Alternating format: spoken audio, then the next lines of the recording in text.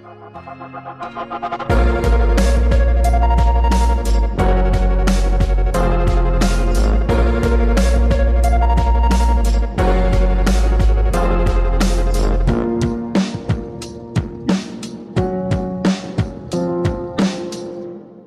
to Blackbird, episode number 41. My name is James, and today I am thrilled to bring to you a chat I had with David Gornoski. David is, of course, the host of the podcast and radio show A Neighbor's Choice. I wanted to talk to David about his faith and his worldview and how specifically René Girard's mimetic theory helped shape that. And then also just sort of like how he got to where he is, being that, his podcast has kind of strangely morphed into this radio show, why he would use like a legacy media platform when podcasting is all the rage now. And believe it or not, mimetic theory plays into it. Before we get into the interview, let me tell you again about BU Enterprises. Yoga instructor, mindfulness coach, and former guest on Blackbird, Juliet Nail, is waiting for you to hit her up so that she can welcome you back into your body. If you're interested in yoga, Pilates, breathing techniques, or even just learning how to recenter, head to buenterprises.com and send her a message today. With that, here is my interview with David Gornoski. David, welcome to the show. Thanks for joining me today. Thank you for inviting me. Yeah, sure thing. So I first heard about you when you were running ads on Part of the Problem with Dave Smith, and then I heard you on Pete Q's show, and I wanted to talk about mimetic theory and just sort of kind of what thought has influenced you in your kind of unique worldview. I guess before we do that, though, why don't you introduce yourself, just kind of give a quick, here's who I am to the audience, so people who haven't heard of you or heard from you will know who we're talking to. David Gornoski. I host A Neighbor's Choice, which is a radio program on FM, AM, podcast, and video stream. We look at, examine the role of violence in society, and we give people a platform who have become scapegoats of our society. And we have a two-part model for the program: problem, which is politics, and the solution, which is innovation and storytelling and art. So it's creativity versus sacrifice. That's the question of the show. And it's called A Neighbor's Choice for a reason, which is meant to invoke a question in your mind, which is, what choice? Who's the neighbor? What neighbor? Why is the letter A in there? All of those things are meant to ask questions rather than tell you what to think. Some people in traditional radio industry would say, call it the David Gornoski Show. I said, no, we don't have time for that. We have time to get people to ask questions. That's what we need to do, and get people to think, get outside of their comfort zone. And when we also have an online-only podcast called Things Hidden, which is our deep dive into anthropology and history and ethics. And then we pull from current events. So we do a orchestra style where we go deep into things like primitive cannibalism, and then we go back into current events. And then we go back and forth with guests or myself to explore how these things fit together so you can see the patterns of history. Mm-hmm. And we also do Science and You, which is our physics segment we do on Thursdays with my chief science advisor, physicist Dr. Yu, who is a Galileo, to say the least, for physics. And we explore physics news and cosmology and chemical questions, all kinds of interesting stuff, just to take a break from the nonsense of politics.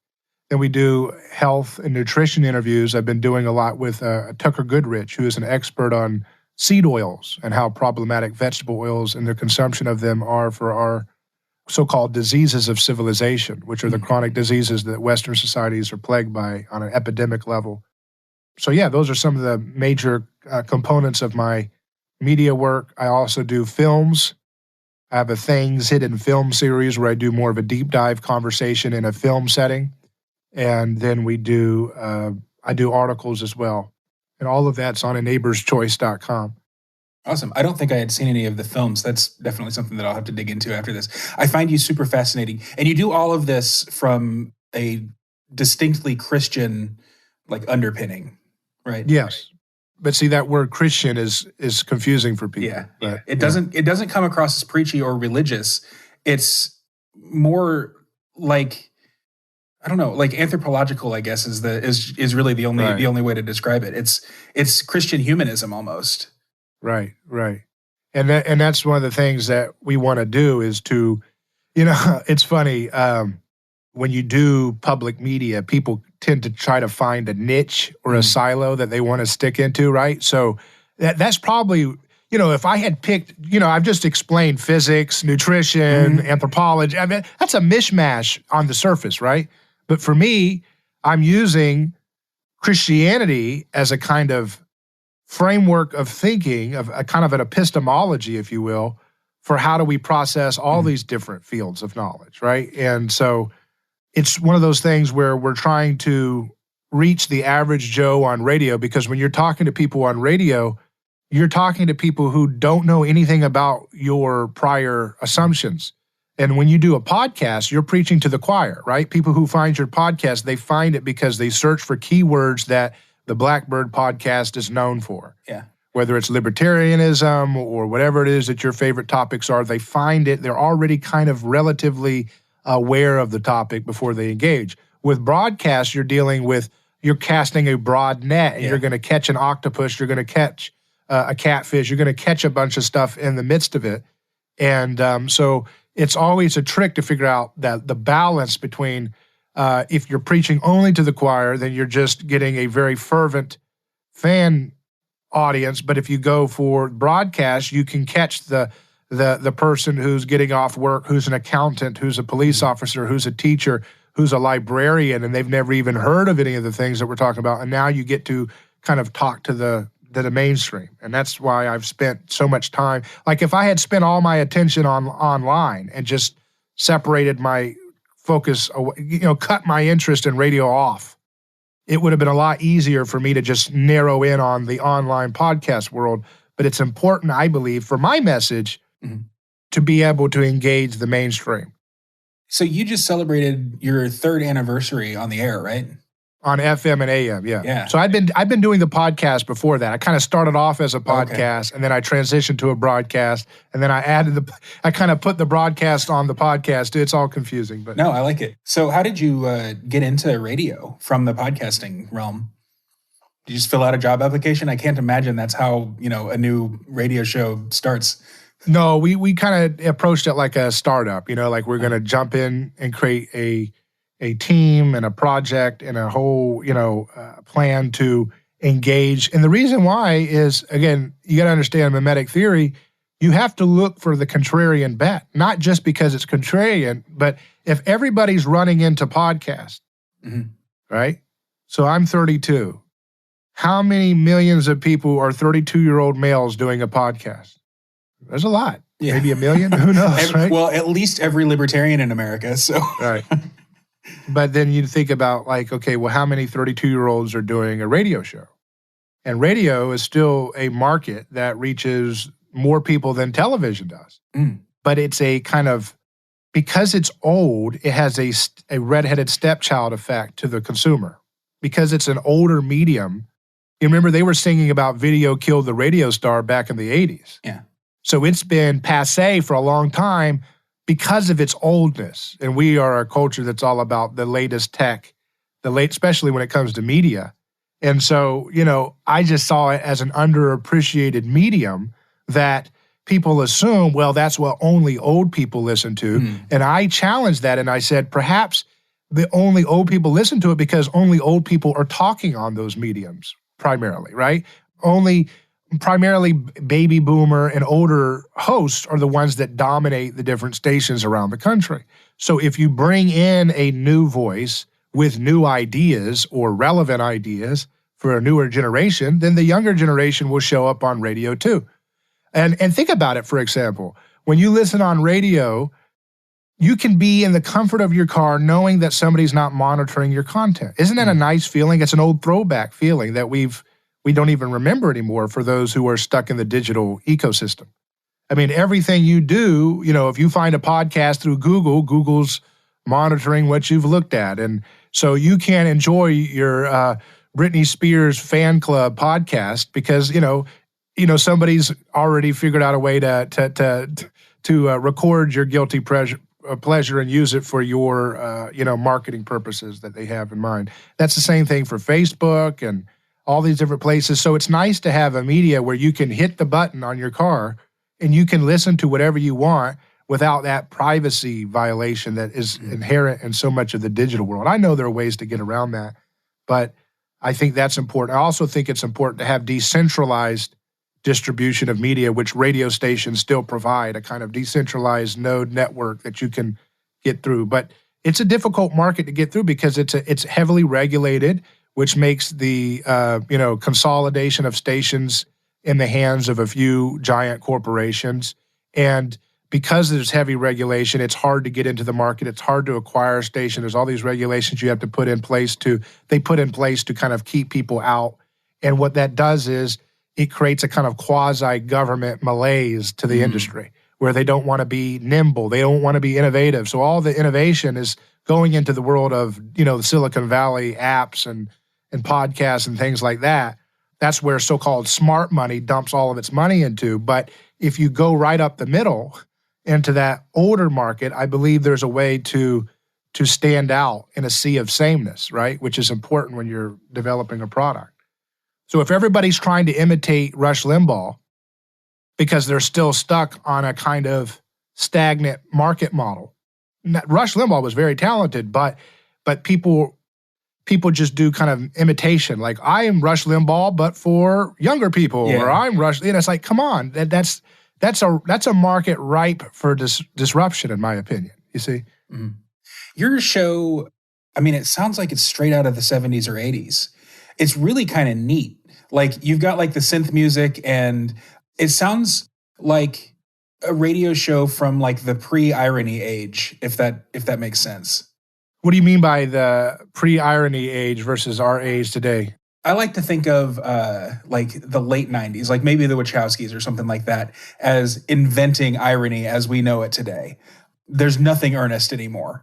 And I don't know if you use throwback music and kind of just like even the way that you deliver your lines and stuff, they sound like classic radio shows from the 20th century. And I don't know if you're doing it earnestly or ironically, but it's very refreshing for my millennial ears. Do you do that on purpose? Well, obviously I do it on purpose. I mean, I like the sound of it. I want to create a product that I want to listen to, And so that's the thing, is that, if you, when you create a product, and again, you want to think about when you're creating a media product, how does this product make the customer feel? That's a simple question, right? Because we're so Cartesian when we do a podcast or whatever, we think about, okay, I think this, therefore I'm going to share this idea, therefore they're going to, that's not, how does it make you feel? What is the experience of the customer when they're experiencing your product? And that is just something that, you have to, it's an art, right? You convey a feeling, and your personality is going to come out, and it's going to be a different dimension of your personality depending on what you want to emphasize. But, so much of the programming is negative. That's what I'm trying to get at. It's all negative. Even if it sounds positive, it's still negative. And so when you listen to talk radio, if you listen to, one of the big stars in talk radio, typically you're always going to come away, whether you listen for an hour or 3 hours or 10 minutes, feeling negative, feeling like the only hope you have is just to vote for the Republicans in the midterms. Now, to me, if every program on the dial that is spoken word is negative, and if you listen to NPR, all they do is talk about the Delta variant, so that's negative too. So, but every spoken word product you listen to is negative, except for the FM morning shows where they talk about cartoonish stuff, like let's go to Kathy at the bar and see what she said over the weekend at she had a bender of alcohol. That's nihilistic too, right? So what about creating an experience that makes people feel positive, that makes people feel empowered, that makes people feel hopeful, and makes people feel childlike wonder about what's possible in the world? Now, you can't do that perfectly every day, but if that's the feeling that you want to create for your customer, then that's what you aim for, That explains then what was going to be one of my next questions was, why physics on Thursday? Why not chemistry? Yeah. And, or especially like, why not epidemiology or some other branch of science that's more practical. Physics, though, it's like the spark that creates awe. Right. And see, I have a running thesis that I call it the Jungle Book effect, which is that in the creation of the atom bomb, the different reigning paradigms of physics at the time became kind of enshrined in a holy of holy status.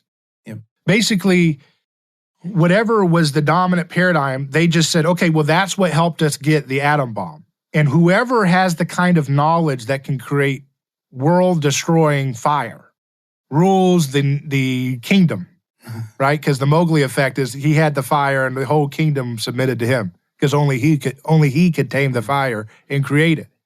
And that's what I see the problem with physics is that there's some fundamental assumptions about the reigning paradigms of physics that I think need to be challenged, but they were not properly challenged because there's the Mowgli effect. Whoever is the sacred caste of people who were able to create such a technology that could destroy the world, we're just going to like mimetically enshrine them, put them into an untouchable caste, and just kind of defer to them as the holy of holies of science. And I find that to be, using mimetic theory, to be suspicious. Okay, wait a second. Maybe that's groupthink. Maybe that's crowd psychology more than it is actually completely warranted to not question some of the foundations of nuclear science, for example, or whatever. So if we don't challenge those sacred cows at the heart of so-called hard sciences, then maybe we'll never get past this dark age of stagnation in which people talk about how wages haven't grown since the 70s and all this stuff. We're fighting over lunchroom drama precisely because we don't have the courage to touch the untouchable. We don't have the courage to touch the Holy Trinity, so-called, of scientism, which would be the atomic model. Mm-hmm. And so Dr. Yu is a Galileo who fundamentally questions the atomic model. So he starts for the foundational points about how the atomic model is with the idea of an orbiting electron. He doesn't see that to be logically or evidence. There's no evidence to support that the electron is an orbital, material. But he's a physicist, and I let him speak as a physicist, challenging. So I kind of see him like a Martin Luther type, where Martin Luther was a theologian's theologian, and he had the clout, the insider clout, to be able to challenge the cathedral of his time. In the same way, Dr. Yu is a top-notch physicist, and he is able to challenge some of the foundations of the dogmas of his field. And perhaps if we explore a map that is more accurate of the world, perhaps it can provide answers that will, as a downstream effect, alleviate the social pressures that keep us stuck in this constant lunchroom drama. So this isn't original to me, but I think I've heard that the development of atomic weapons was sort of the line of demarcation between the modern age and the postmodern age. That's when morality was completely taken out of science. And it led to, like, not just these weapons of mass destruction, but also things like gain-of-function research. You stopped asking, why do we do these experiments? Because the answer to that is because we can. Yeah, that's a good point. I like that. It's in some sense, that's where the last vestiges of Christianity were shattered out of science, because Christianity is what birthed the modern science field. The idea that the world could be understood, that there was objective, discoverable truths about the natural world, and that our minds had the capacity to be able to ascertain facts and truth about the natural world, and that we should discover scientific breakthroughs in the service of the world, of cultivating humanity and cultivating the planet.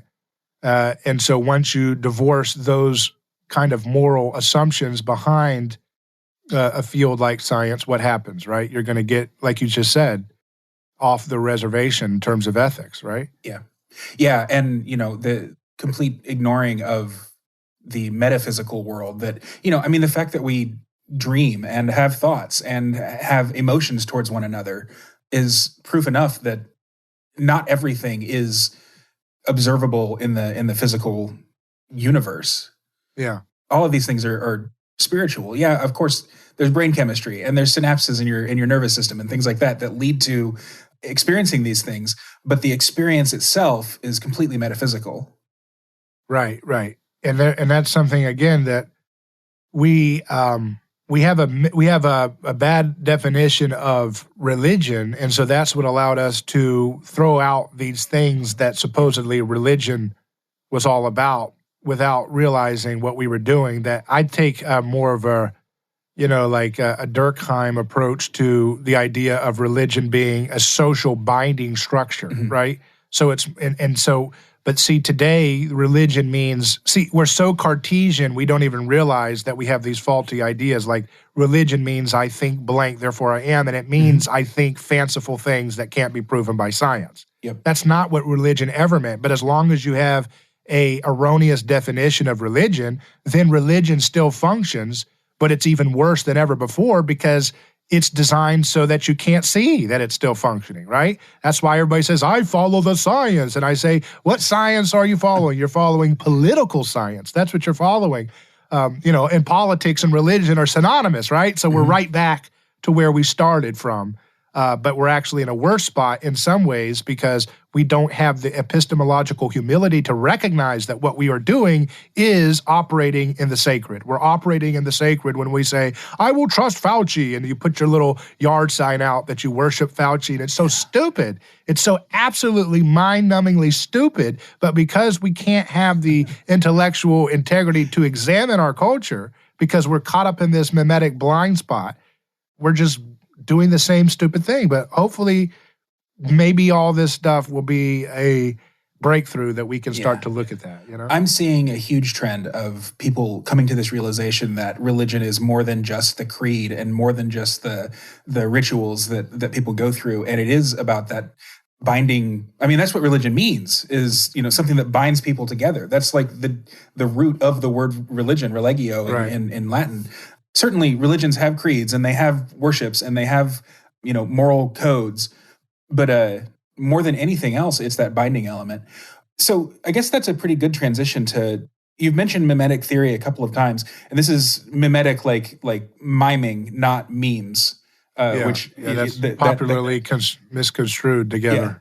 Can you kind of give I don't know if there's a brief definition, but a definition of mimetic theory, just kind of a rundown of what it is? So it's created by René Girard, a professor at Stanford who was interested in understanding why all the great works of literature and Western cultures had a similar structure of conflict and drama, that it was a triangular structure in which people were competing over the same thing rather than competing because of differences.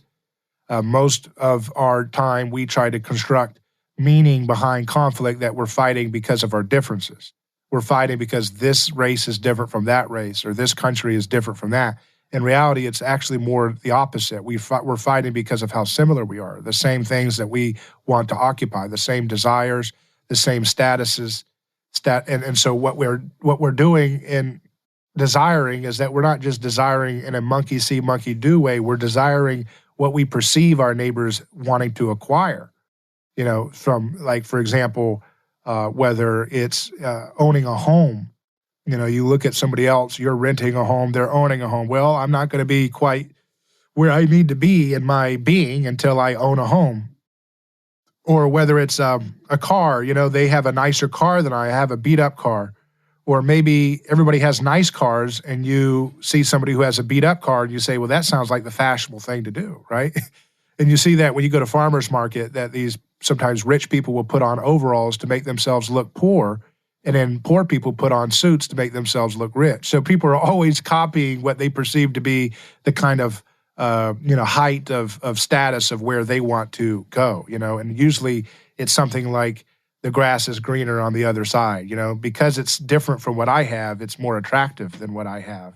René Girard saw that as some kind of a foundational metaphysical desire for the other's being, that there's something exquisite and something delightful that is just intoxicating about the other in this kind of big picture sense that we are constantly seeking, that we feel like we have a foundational lack of being in and of ourselves. And so we turn to our neighbor and actually covet their being as if they have something that is just indescribably a little bit more complete than what we seem to have in our life. And so imitation is different. This mimetic mimesis is simply like another word for imitation. he used the word mimesis to distinguish it from the more rote imitation, like sticking your tongue out at somebody, or basic imitational patterns. He wanted to create something that would create a little bit of distance between that type of rote imitation and something which is more about acquisition of perception of what it is that they're striving after. So that's something where your wants are different from your needs. Your needs are things like survival, mating, having territory, having shelter, having food. You don't need to copy somebody to do that. Although those things get wrapped up in mimetic desire too. That's why we have veganism versus keto and all this stuff. Those are tribal. You add mimetic desire layers on top of those needs. But fundamentally, needs are different from wants. Once your needs are met, you kind of look to your neighbor to see what they desire, and then you copy them. And you can do this consciously and unconsciously. But that's what children do. They're imitating everything they see around them, for good or bad. And then adults, what they do is they convince themselves that they are not like children and that everything that they desire comes from their own self. So I want, and you see this, when you're a kid, everybody's into skateboarding. And you ask them, oh, how did you get into skateboarding? Well, I just really like it. No, you didn't. Everybody else is into skateboarding. You kind of copied them too. But the way they maintain their differentiation is they pick different skateboarding brands. Well, I'm into Element. I'm into World's. You know what I mean? So that's how they maintain their differentiation. Why are you starting a restaurant? Why are you starting a Chinese restaurant right next to the other Chinese restaurant? Well, because we have a distinctive different. So you emphasize differentiation to hide the underlying copying of what's going on. Or I was into Star Wars before you were into Star Wars. Well, you don't want to be recognizing that you're copying so much of what you do. And it's very uncomfortable for people to examine themselves to realize, why do I have the haircut that I have? I didn't have this haircut in 2008. I have it in 2021, and everybody else seems to have that haircut in 2021, and they didn't have it in 2008. People don't like looking at that because that's the sausage making of their self. And their self is a very fragile thing to be examining in that level, I like to think about stand-up comedy through the years. That seems to be like a illustrative of what you're talking about. How if you look at stand-up comedy from like the 60s, maybe, it's just a bunch of one-liners and jokes. And then the 70s, it gets a little raunchier. The 80s and 90s had all these characters. Like you had the amazing Jonathan doing his crazy magic comedy. And then you had like Jerry Seinfeld, who was doing observational stuff. And now, if you watch old comedy, it's not funny anymore for some reason. The current state of stand-up comedy is either storytelling, like John Mulaney and Mike Birbiglia, or kind of getting back to the characters and multi-talents of like Bo Burnham, who does like musical comedy. Is that like an example of how mimesis works? Yeah. I mean, it works in so many different levels. It's, you go to one. It also works in the opposite, right? So you go to a school, you move to a new town, and it's a small town, and everybody's wearing kind of country western style attire, and they're spitting and they're chewing tobacco or whatever. And so you find the 5 kids who are dressed Gothic, and you become, oh, I'm a rugged individualist. I'm Gothic in a sea of.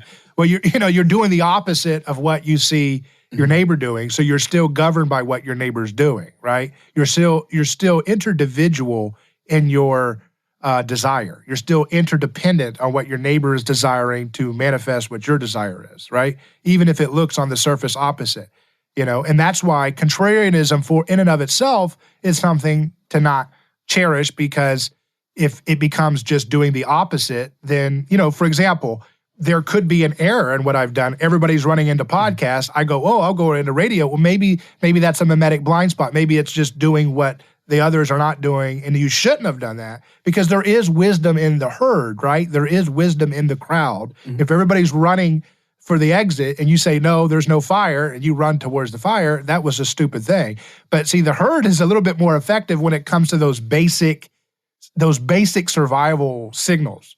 And that's why it's so hard to overcome mimetic blind spots once you get into things like a pandemic, right? Because you're wired to, when everybody's running to a product, because that's going to protect you from a pandemic, you're wired even when your intellect says, nah, this is a little bit overblown. Why is all the media saying get this product? Why are all the governments saying get this product? Why are they all saying build back better? This sounds like mimetic insanity.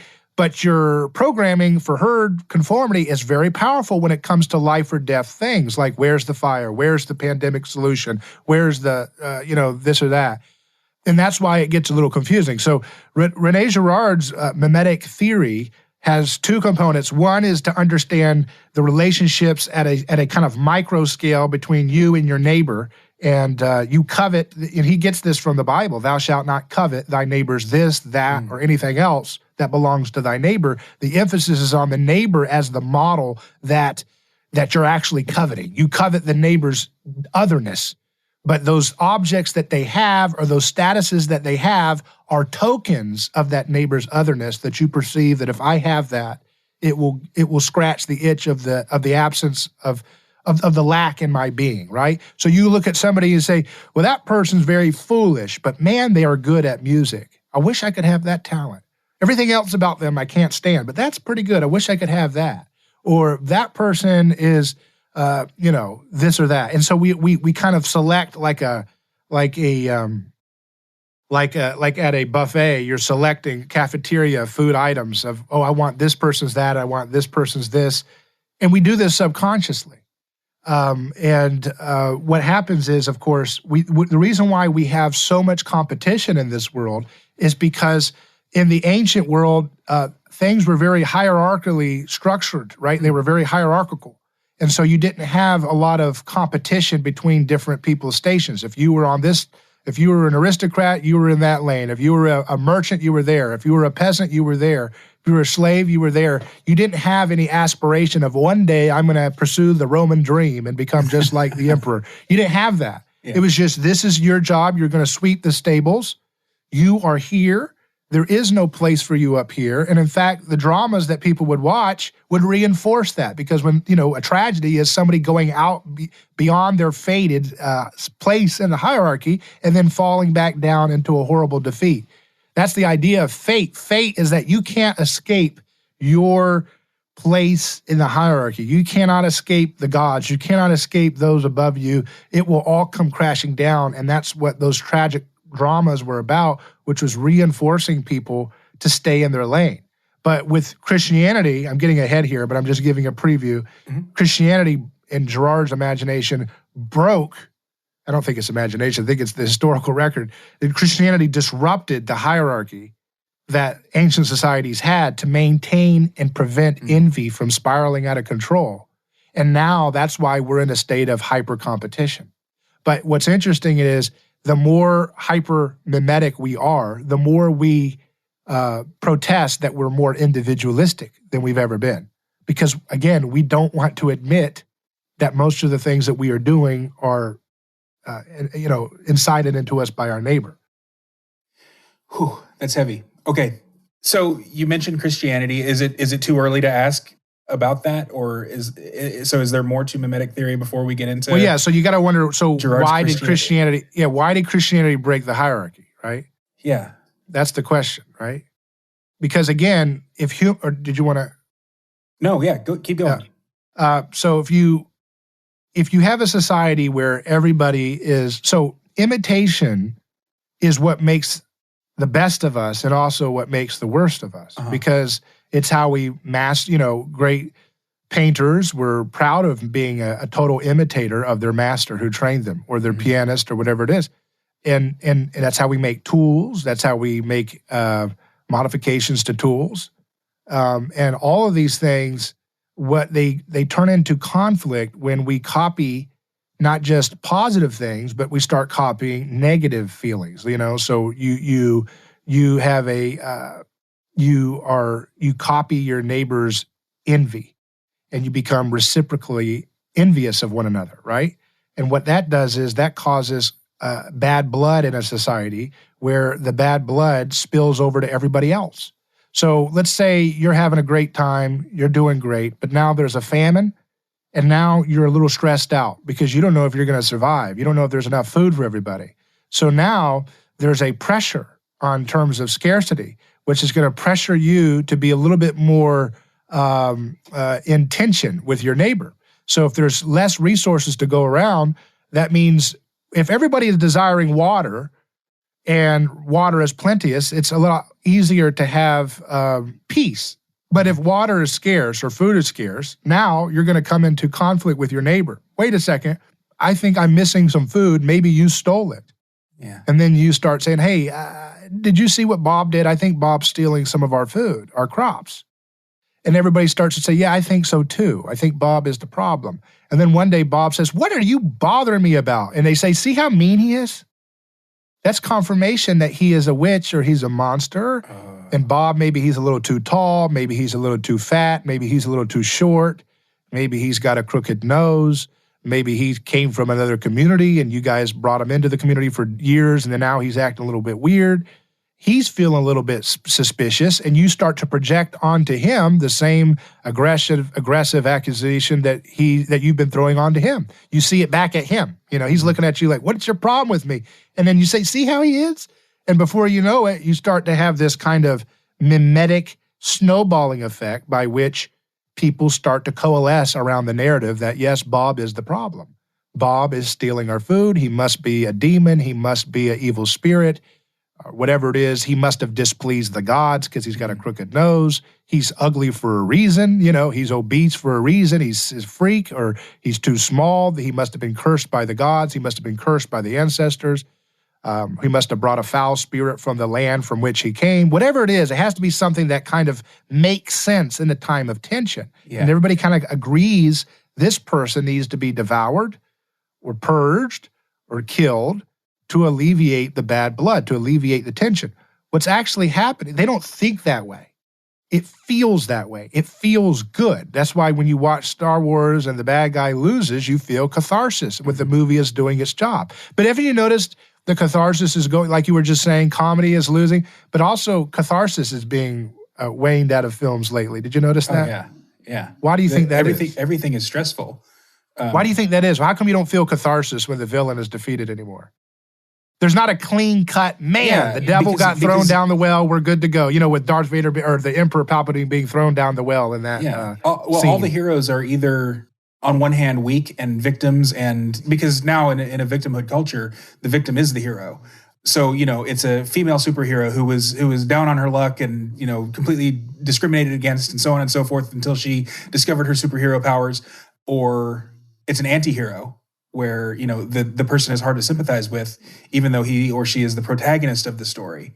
You can't fully be on their side because, you know, they're a ruthless killer or they're a meth cook or whatever it is. There's no real line of demarcation between good and evil in today's fiction. Right, because, and that would be an inheritance of a society that has been hearing this idea that, you know, take out your own plank in your eye before you judge the speck in your neighbor's, right? Mm-hmm. And that if that's a story that has infected our society for 2,000 years, it's no wonder that we're suspicious of accusations of, hey, that guy's got a speck in his eye. It makes us as a culture say, let's make room for self-examination to see the plank in our eye. And that's going to infect the way we tell stories, which means you're not going to get that same satisfactory, man, we sure beat that villain, didn't we? You're going to have a suspicion of scapegoating accusations, right? That's because of Christianity. So I jumped ahead a little bit, but going back to what's causing that scapegoating effect is that it's a snowballing of accusations toward a person who stands out in a sea of sameness. And it has to be somebody who can't fight back. If you accuse somebody who has a very strong faction within the community, you're just going to have civil war, right? You're going to and that's just going to be a disintegrating society. So whoever makes the antidote to the chaos has to be somebody who fits a proper antidote. He's someone who's a little bit different. Maybe could be a king who stayed on the throne too long. Could be a beggar who, again, he's a beggar because the gods don't like him. You know, that's the way the ancient world thought. If you were crippled or weak, it was because you deserved it. It wasn't because of, and see, that's totally different from the way we think, because we are influenced by the work of Jesus in history. And so the scapegoat mechanism was the original lie that held society together from devolving into all against all chaos. Because think about it. If we are so hyper-mimetic, if I was to start talking rude in a tone to you, it could quickly derail this entire podcast. Yeah. And that's what happens in podcasts where people call out other people. All of a sudden, you've got bad blood for a long time. You didn't need to have that, right? Social media really amplifies that too. I was at a convention last year, and not many people were wearing masks because it was a libertarian event. And I posted a picture of it on a social network, and someone commented, "Where are their masks?" And I said, "Oh, some people are wearing them, some people aren't. It's fine." And he said, "All of those people deserve to die." So he's scapegoated the unmasked. But what makes it even more ironic, I guess, is probably the right word, is that he's HIV positive. He caught HIV having gay sex back before we had like a good grasp on prophylactics and stuff like that. So he was a scapegoat 20 years ago, and he doesn't even recognize that. It's so strange to me that he told me that these people deserve to die without a hint of like remorse or irony or anything. He just thought that because they weren't wearing masks, they should die. Well, that's very rooted in our anthropology, is that if you have violated the taboos that we have set in society, you deserve to be cursed. You deserve punishment. That you deserve to be sacrificed, in other words, right? So again, that's why I was telling you it's so problematic that we don't understand that religion is thoroughly embedded in the way we think of ideology. Ideologies are just slightly deconstructed religion. And we don't understand how those religious type sacrificial impulses are affecting the way we think and talk and process the world. So your friend is just speaking what people have been saying for thousands and thousands of years, and it's irrational on one level, but if you examine it from a Christian perspective, it's irrational. If you examine it from the longer view of history, it's thoroughly in keeping with what people have always reverted to is, I'm scared, there's a crisis, we need to blame somebody. There are taboos in place to prevent these crises from happening, because Girard looks in the history of different texts and he sees that plagues and famines sometimes are not even literally happening. They're more like a symbolic representation of a conflict of plague, right? A plague of bad blood, a plague of tension, a plague of manic anger and aggression that's sweeping a tribe or a city or a nation. And so when times are scary socially, you want to have taboos of differentiation to form safety.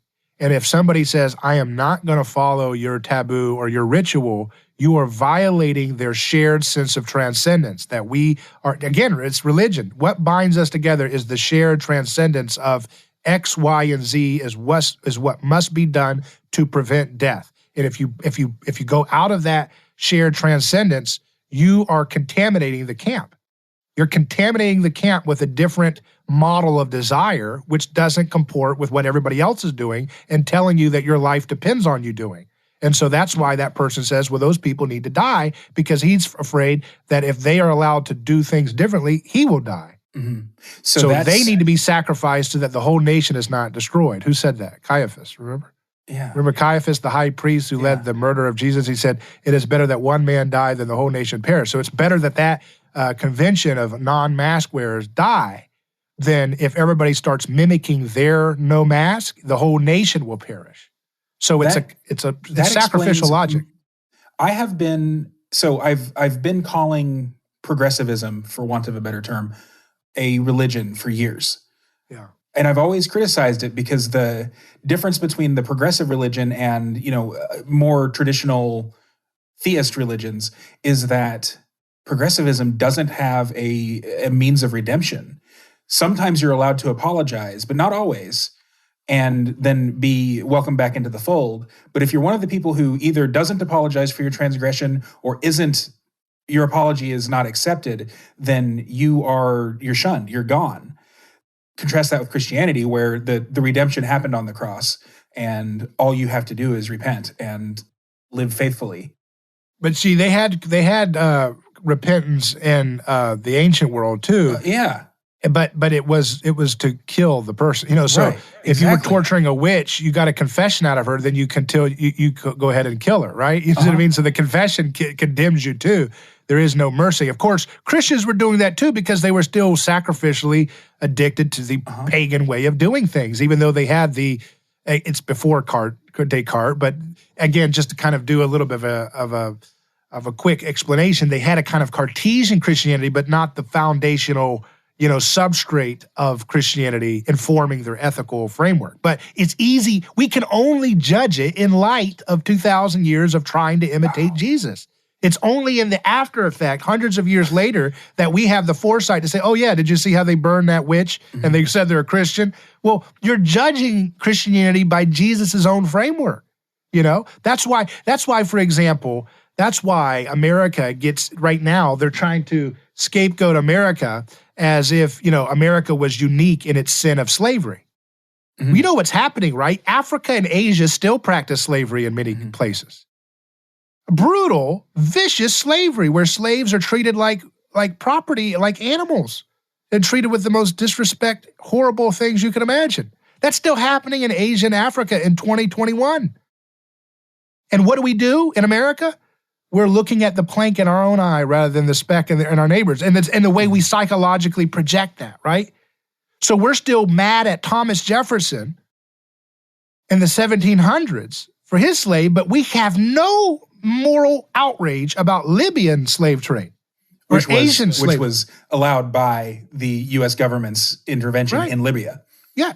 Biden and Obama and Hillary Clinton literally created, all right, the first time you vote for Obama, he said no war, so you got duped. Second time, he's already shown more war, and you know that, and you willingly, morally sign on to hiring that man to keep his wars going, and because of your actions as a voter for Obama, you kept more people in slavery than would have not been perhaps if, I don't know, I guess Romney probably would have done the same thing. But the point is you signed on to that. You knew it was wrong and you did it anyways. You participated in the crowd, and that's why the left is losing their mind, because they're haunted. This is my theory.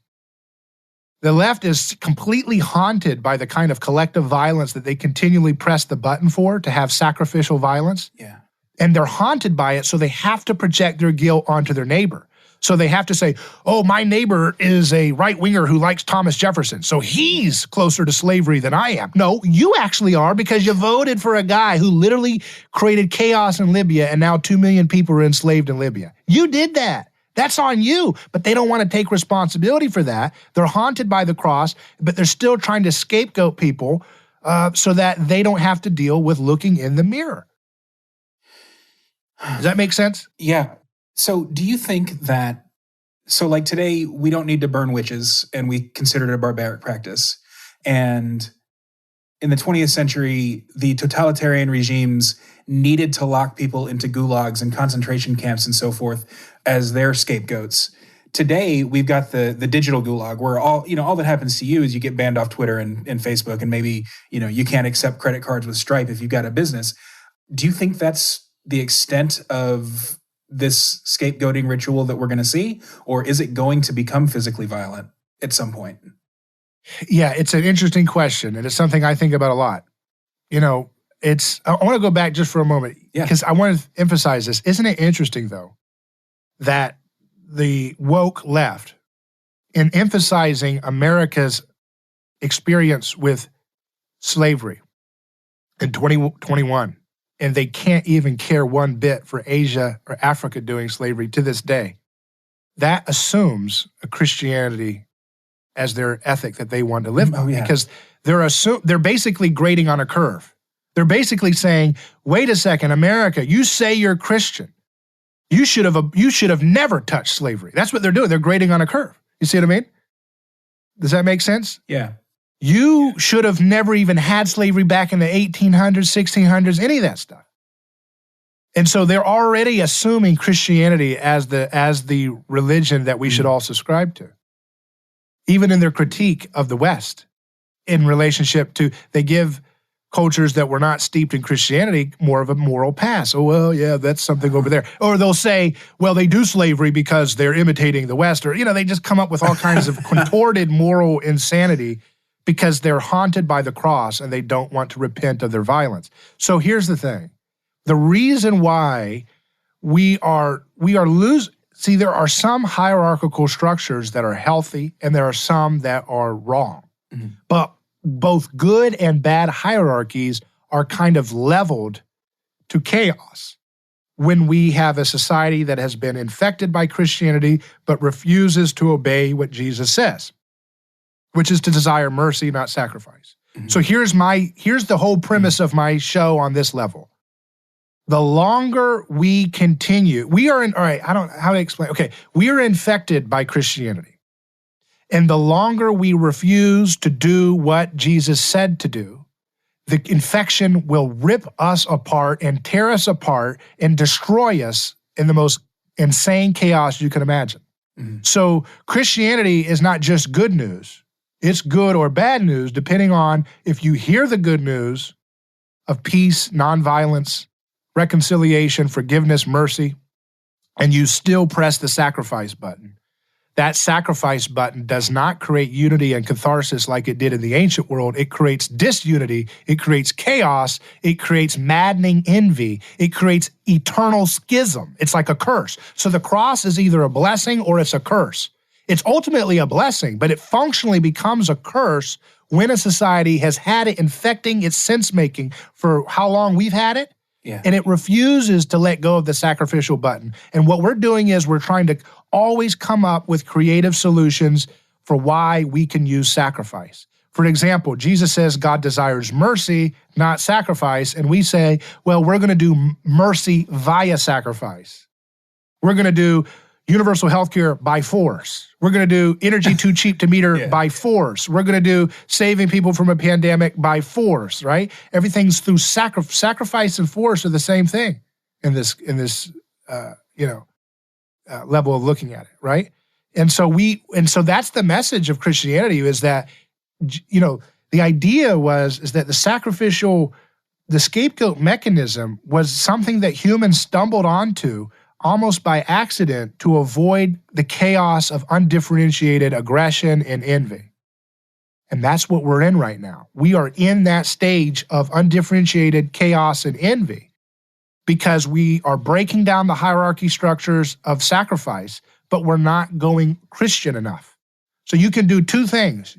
You can have society based on the lie of scapegoat violence, or you can have a society based on individual personhood in which we love our neighbors as ourselves and we do not resist evil with violence. We resist evil with mercy. Doesn't mean you can still have self-defense, but it does. If you think it's evil for your neighbor to have heroin, you don't resist that evil with violence by imposing your will on them through force. That is the sacrificial way of doing things, but it's broken. I call this the impotent sacrifice. And you can understand this by looking at Afghanistan, where I talked to Marines and they said, David, the level of violence we would need to employ to get the locals to obey our ethical desires was a level of violence that we would never have the stomach to do. Mm. So we didn't want them to stone their daughters for adultery. Well, you're going to have to stone the dad. You're going to have to have American soldiers stone him or crucify him to get the level of violence needed to make violence sink in on a sacrificial level for that culture, because that culture has not been steeped in Christian deconstruction of sacrificial violence as long as we have. But our own American culture would never stomach having C-SPAN show American soldiers crucifying Afghani locals because they stoned their daughter. We would say, God forbid it.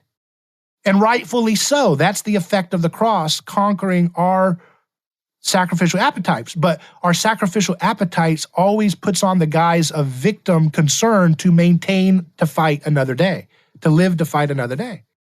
Does that make sense? Yeah. All right. I kind of went off on a little tangent there. Where did you go with something there? There's something you wanted to say, I think, maybe. No, I think this is good. We're getting to the crux of redemption via sacrifice versus redemption via, according to Christian doctrine, the crucifixion was the sacrifice that negated animal or, even worse, human sacrifice. I guess where I'd like to go now as we kind of reach towards the end of our conversation. So I'm assuming that mimesis is inevitable, is not something to be necessarily resisted so much as harnessed and discerned. Would that be right? Yeah. So what do you think an individual needs to do in order to recognize his own mimetic tendencies and, really make the good decisions for himself? Right. Yeah. I mean, you've got to study the life of Jesus and think of it from an anthropological standpoint rather than just a theological standpoint. So if you look at it from a theological standpoint, you're just going to be looking at what does this say about the big other God that is unlike me? Rather than if you look at it from an anthropological standpoint, you're saying, how does this text in the gospel inform what humankind is like, what mankind is like, right? And so Jesus emphasizes that he's the Son of Man more than he emphasizes that he's the Son of God. True. And if we can look at that, Son of Man seems to indicate he should give us the full picture of what it means to be human. Son of God would say he gives us the full picture of what it means to be God. So in Jesus' own words, he seems to emphasize, I'm here to show you what human is like more than he's going to show you what God is fully like, because we can't fully grasp that. Mm-hmm. And so that's what I'm saying. When you read the text of the Gospels, what you're doing is you're engaging in a technology that is far more advanced than any political tract you've read or any ideological self-help book or something. You're engaging in something that is going to allow you to see how you should imitate Jesus to avoid mimetic conflict in your own life, to avoid the reciprocal aggression that comes with human conflict, and then eventually you're going to see how to avoid contributing to a social environment in which scapegoating is this impotent sacrificial mechanism that we're still pushing 2,000 years after Jesus said it was finished. Mm-hmm. What was finished on the cross? The sacrificial mechanism. See what I mean? So that was what was finished on the cross. That was the point by which we no longer had the excuse to say we are ignorant of what we are doing. Because when you're in the ancient world, you are so owned by groupthink, and when it spills off into violence, you don't even see what you're doing. You are really convinced that the person you're persecuting really deserves what they're getting. Mm-hmm. And what Christianity does is it says, okay, we're going to step into that sacrificial machine. We're going to break it by putting someone in there who is not going to admit guilt.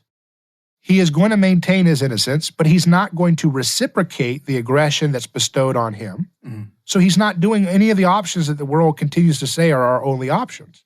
The world says, you are guilty, admit guilt, and submit. And then what Jesus says is, you're forgiven.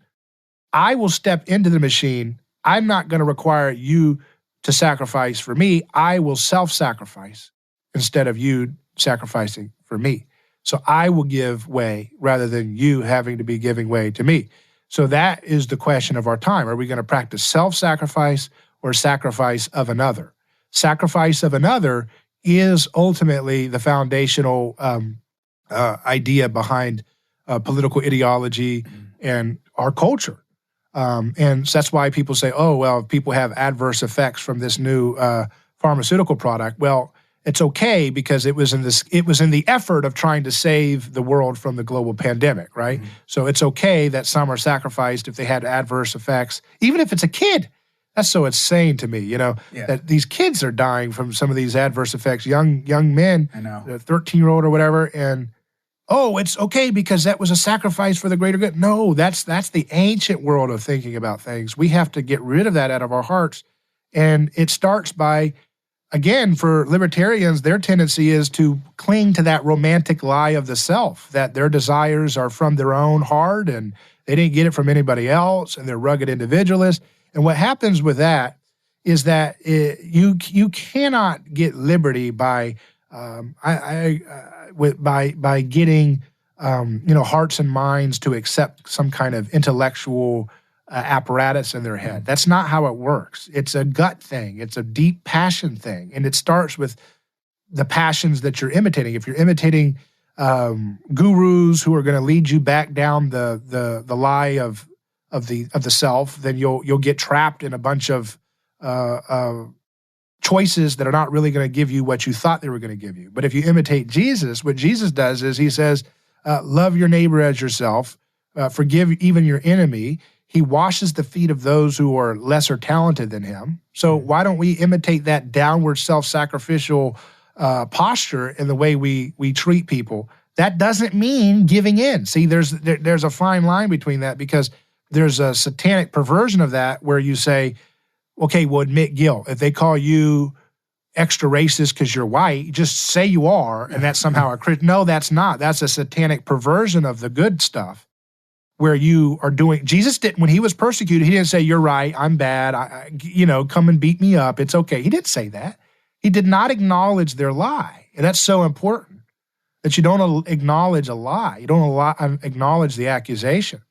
And so 2 things that I tell people all the time on a big picture standpoint to alleviate violence is, 1, tell the story of victims of sacrifice. So find out a story, a woman who is in prison, a family who was raided unlawfully or in an illegal, unconstitutional way and died, a dog that was shot by a cop, a person whose business was destroyed because of the lockdowns. Tell their story.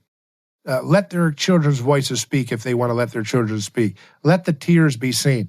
Give the victim a voice. That has a power in and of itself. That is what we practice when we imitate the gospel technology. The Gospels are a text, a piece of media that gives an account of the victim of a community where he is wrongfully persecuted, and the camera stays on his side of the situation. He doesn't go to the crowd's perspective. All mythology is the same thing, but the camera stays on the perspective of what the crowd thinks about the matter. The Gospels stays on the victim side. And the victim is not just the poor person, it can also be the rich person. The victim could be the king as well as the beggar. And that's, again, a problem of victimism. Victimism wants to make everything, the only scapegoats are the poor, the only scapegoat is a minority. No, scapegoats come in all shapes and sizes, and we can all unite around no more scapegoating, right? I think this explains my antipathy towards punitive measures. I've always thought that, locking up criminals because they did wrong, I've always been a little weird about that. Like it doesn't seem to be our place to decide what the proper consequence for a behavior is. That's not to say, don't separate from society people who pose a danger to society. But if you're doing it because of their actions rather than for the benefit of the culture, except in a superstitious, sacrificial scapegoat type attitude, it seems, I don't know if unjust is the word, but it seems outside of the realm of human wisdom. Do you think that punitive imprisonment is scapegoating? Is that? I think on some level it can be. Although I do believe that, given the system that we have, right? Mm-hmm. If someone is murdering somebody, it's not necessarily the ideal way of doing it, but I do think there should be, like you said, a place for separation. Mm-hmm. If you just say, you murdered someone, we love you, keep going, what is that? That's not actually, you have to have self-defense. It's the way I look at it is I always take these laws and I say, okay, what would happen if this was dependent on the individual agency, right? So you're walking down the street, you see someone being assaulted, you have the means to stop it. You grab the attacker, you put them on the ground, you restrain them until the victim is safe and the person can be kept away from society for a bit. Because I do think, and that's where you get the law, thou shalt not kill, or, thou shalt not assault. And therefore, it's not a perfect system, but it's the system we have. And so I do believe that there should be, in the system we have, a place for timeout for people who kill people, right? If someone's just stabbing you and you say, okay, I love you, please go on, but they're in a psychopathic rage or, they go off and do it again, that's not really a loving, merciful way, because you could have physically kept them away from more victims, but you allow them to keep doing their harm. So I do believe there's a place for self-defense. That's a minimal role. And again, in a perfect utopian society or something, we could think of, I'm not saying that in a disparaging way, I'm just saying in a better world, I'm sure there was a better way to have separation. Mm-hmm. And I do think a lot of us, here's an interesting thought, okay? So I do think that these like serial killers and not just the extreme ones from the 70s and stuff, but like I think a lot of that stuff is the possession of the spirit of empire, right? So I think if we would get rid of our American empire, if we would get rid of our incarceration state for so many of the nonviolent things, I think a lot of that spirit of violence and aggression for physical crimes would actually kind of dissipate naturally, systemically, right? So I think that the epidemic of these serial killers in the 70s was probably a reflection of the cultural rot at the time of the 70s, that if we had repented of a lot of our collective violence as it was back then, would have alleviated the situation by which those kinds of spirits would manifest. And I mean spirit in an anthropological sense of the scripts that we're picking up along the way from our neighbor, right? You know, Charles Manson even says it. He says, look at what you guys do. If you watch his interview, he says, look, we've got these children's magazines where we're teaching kids to buy guns, these military guns. He says, I am a manifestation of this society, and it doesn't take him, he is still responsible for what he does, of course. But he's like a Joker figure who's revealing that which is unseen in the foundational fabric. I mean, he's playing into that role, of I am the measure of your rotten society. He's knowingly playing into that. It's probably not a consequence that the 70s, in addition to all those serial killers, also had a ton of cults. Yeah, that's interesting too. Yeah, I mean, a lot of this stuff, man, it would be great to have more contemporary history. Yeah. Using, like having more contemporary historical analysis using mimetic theory to kind of look at the different iterations of, there's so much room for research here, and what I'm trying to do is kind of be like a Johnny Appleseed for these ideas to kind of, spread them to different websites, spread them to different shows, and get people to take their skill sets that they have and use it to advance this way of looking at the world, Mm-hmm. Well, I think that's probably a good place to stop. Let me try to boil down your advice for individuals, and that is, even if you don't, won't, or can't accept the theological doctrines of Christianity, the imitation of Christ is the best way to achieve a peaceful and free society. Is that about right? Yeah, that's pretty good. The idea is that, if he was only a man, of course, it would be more miraculous, the impact he's had in history. Yeah, true. So the line that is true. So to say the things he says, the idea, he says that to learn what my message is all about, you have to understand what this means. The stone the builders rejected has become the cornerstone. Well, that explains everything in our society in one little image. The idea is there was an old idiom about the building of the temple where they would take the misshapen stone that didn't fit in the groove of the bricklaying, and they would throw it to the side because it was a different shape. That's like a scapegoat. It's different, and you just throw it out. But at the end, it becomes or capstone would be the word. It becomes the capstone, the final stone that you put, because you've finished the whole brick wall, and now you've got the final piece. And so the idea is, in the way Jesus is using this stone, he also says, by the way, that anyone who encounters this stone will be broken to pieces. That's what's happening to our society right now, because we refuse to heed the call, which is he exposes the magic trick of human history. He shows why we were gobbling up people in a ritualistic way. He literally creates his own ritual. So if he is merely a man, he's the most genius man. You should want to study every word and action of this man for the rest of your life. You should be more biblically rigorous in your analysis of this man's life than even the best Christians you know, if you're not a Christian. Because people read 500-page books of Steve Jobs' biography to figure out how to become a startup entrepreneur, right? This guy split time. This guy redefined. If he was merely a man, how in the world could he have possibly understood how to break the worldwide matrix of sacrificial groupthink?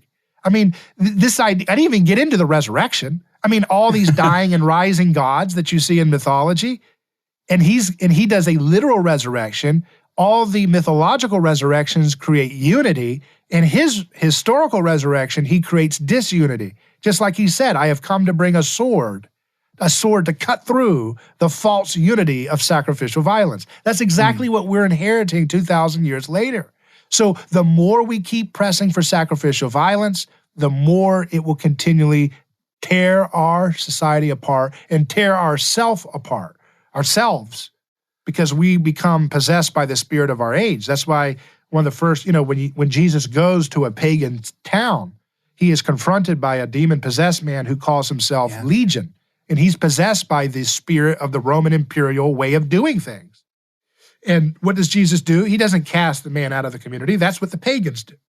That's what scientism does today. Mm-hmm. What he does is he says he casts the spirit of the crowd, and he sends it back to a herd. He sends it back to pigs. The symbol of the legion was a war pig. So it's very political, that text. He's casting the crowd out of a person rather than casting a person out of the crowd. Yeah.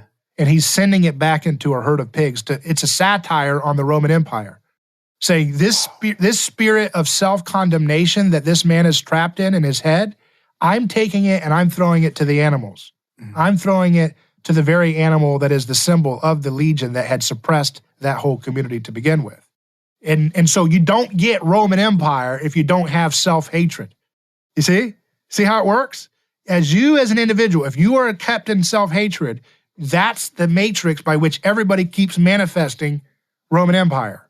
And so if we don't want to have American Empire, we must get rid of the prison of self-hatred in our own hearts, because we're all possessed by legion to one degree or another. And the things that we think will make us happy are not necessarily what are really making us happy. It's actually that spirit of legion that's driving us to have hypermimesis, and we don't even know what we're doing. And that's why Jesus said, Father, forgive them, they don't know what they're doing. He wasn't making a platitude. He was making an anthropological analysis as a scientist on the cross. He was saying, Father, do not hold this against them, because they don't know what they're doing. They are possessed by the spirit of legion in different ways, and they think what they're doing is right and good, but it's not. So he says that with the knowledge that text will be preserved by his followers, and that story would unleash a contagion of what he calls the Holy Spirit, which is a community of people gathered together, not by sacrificial violence, but by self-sacrifice, by sacrificing that ego part that allows you to be hateful to people who've hurt you. Because see, what's ultimately driving victimism is that these bullies have been bullied themselves, and they're replaying that same trauma out, and they're replaying that same trauma out, and they want you to provide them with the solution by your response to help them uncover how to get out of that original trauma. And so that's where Christianity comes in. So that's the only place we're going to have any breakthrough. And that's why I tell people 2 things you can do. I said the first one, tell stories of victims. And number 2, use your discernment to create technologies or help people create technologies that can alleviate scarcity so that people can have abundance. Because our job in this world is not just to heal victims. That would be a static nature, right? Our job is to go forward, right? Because one of the miracles that Jesus does is he does the miracle of the fishes and loaves, right? And that miracle is basically a prophecy. And the prophecy, this is how I interpret this. The prophecy is that we will be able to escape scarcity, right? Meaning through our own nonviolent, voluntary interactions, we can overcome the effects of scarcity. He doesn't take the fish and cut it into microscopic pieces for everybody in the crowd. He just does this thing where more fish comes out of the same 5 fishes or whatever, right? And so it's a visual of what, because he says, you will do greater things than I, meaning those who imitate me in history collectively as my body. And you're going to belong to somebody. You're always going to be a part of somebody. So don't worry about that word, I will be a part of Christ's body. You will always be a part of, I would rather be a part of the body of Jesus than the body of Bill Gates or the body of Jay-Z or whatever. We're always going to be a part of somebody. Mm. The question is, who are we going to imitate? And if we imitate Jesus, that means we're going to be self-sacrificial. It means we're going to be loving our neighbor as we love ourselves. If you hate yourself, you will not love your neighbor properly. It's so important. And so that's kind of, when we have that post-scarcity framework, I believe that that's showing that we can alleviate a lot of the sacrificial violence we have by pulling away from that impulse and then creating technologies that alleviate energy scarcity. Mm. Disease is a kind of scarcity, right? Because it's a scarcity on quality of life. It's a scarcity on life itself if it kills you before your time. Yeah. So that is a big, scary scarcity. That's why so much of Jesus's life is spent healing people of diseases. And that's what we should be doing. We should be curing cancer. We should be curing pollution. We should have energy too cheap to meter. We should have anti-gravity technology. We should figure out what those UFOs are that the military is talking about and figure out how to get that for everybody else. Mm-hmm.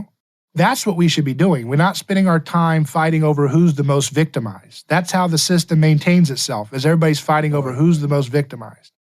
Huh. Yeah. So basically entrepreneurship is the antidote. Yeah. Kinda. Okay, David, I've got to go. I really appreciate your time today. Why don't you tell everybody where they can find you online? Yeah, just go to aneighborschoice.com, or you can search for David Gornoski on any of the podcast platforms and watch my show Monday through Friday, 4 to 6 p.m. Eastern Time live, or the podcast, has all the episodes on there too. Awesome. This has been great. Thank you so much. All right. Thank you. All right. Thanks again to David for joining me today. And thanks to you, as always, for tuning in. If you like what you heard today and you want to make sure you never miss an episode, head to blackbird.substack.com. Sign up with your email address. You can sign up for the free option, which will get you every episode of the podcast and the free written content that I put out. If you sign up with a couple of bucks a month, then you'll be helping me out. And also you'll get some premium content, early episodes, that sort of thing. Don't forget to head to buenterprises.com. You can find the link to that in the show notes. And until next time, live free.